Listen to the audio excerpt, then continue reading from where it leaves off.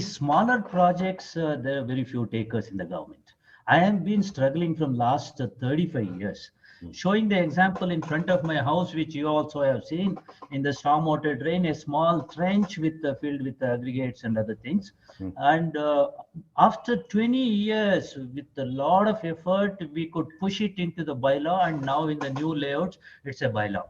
In Bangalore, any new layout, every stormwater drain should have a trench for infiltration in every 50 or 100 meters, depending on the terrain. We have done that. But unfortunately, I'll tell you, there are more than 700 parks in Bangalore where we have done rainwater harvesting.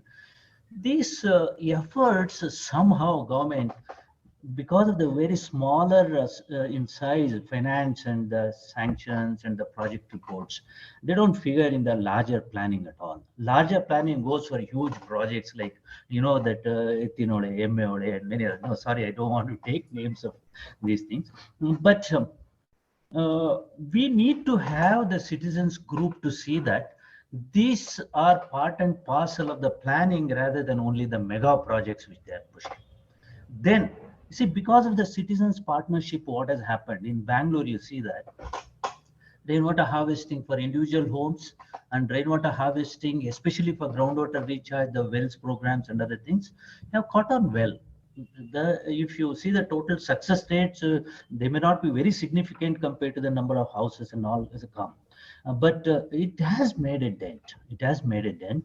And the certain areas have shown very good results, and people have shown the success stories to the neighbors, and that has made a significant change. I completely agree on one count that the government and the citizens or the participatory approach has to be there for such kind of initiatives.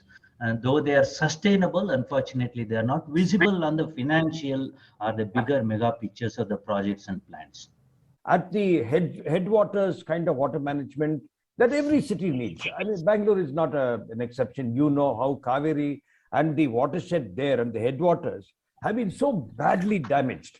And in 2012, there was an IASA report also from people in your campus at that point of time who talked about how we should be doing work on the watershed and the headwaters of Kaveri. Unfortunately, you see, most of these reservoirs, what we are using for the drinking water or the urban city usage, the catchment treatment is not considered at all.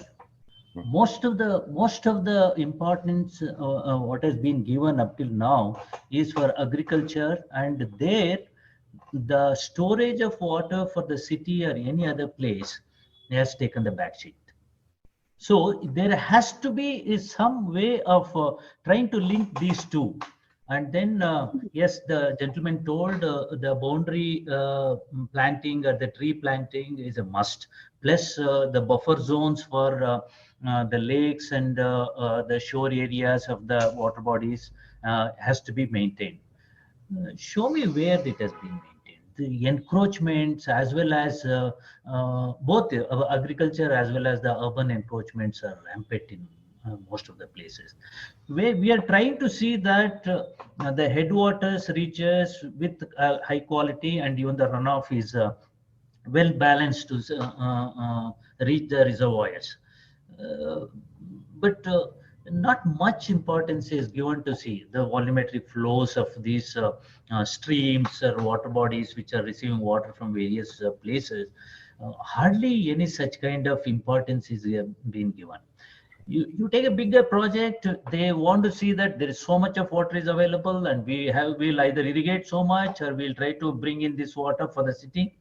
But is there enough work, like how in Australia, for example, millions of hectares has been protected to see that the water received by a dam, even the poop of some of the animals, they're measuring to see that is it going to affect the quality of water in our dam?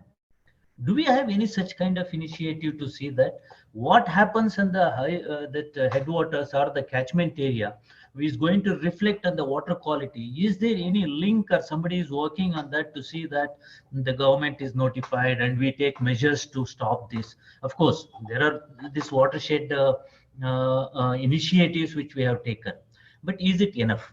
Are we doing some damage to see that it's already, see this, some of the programs which I have seen, they are number game. I'm sorry, I'm not against any government scheme No. or anybody or NGO who is doing that. They are number games where we don't need any of such kind of initiatives. The soil is disturbed, the streams are disturbed.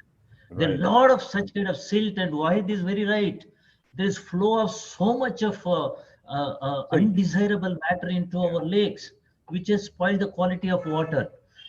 Yeah. Are we working to see there are numbers, so many check dams are built, or so many this one are built, or is there a scientific way to see that do we require them or not, or how many we are required, in what shape and how we can implement them? Sorry, I'm not an expert on all these, but these are some of the things which I've been trying to see. Yeah. Whether is there any balance to achieve from such kind of initiatives? Right.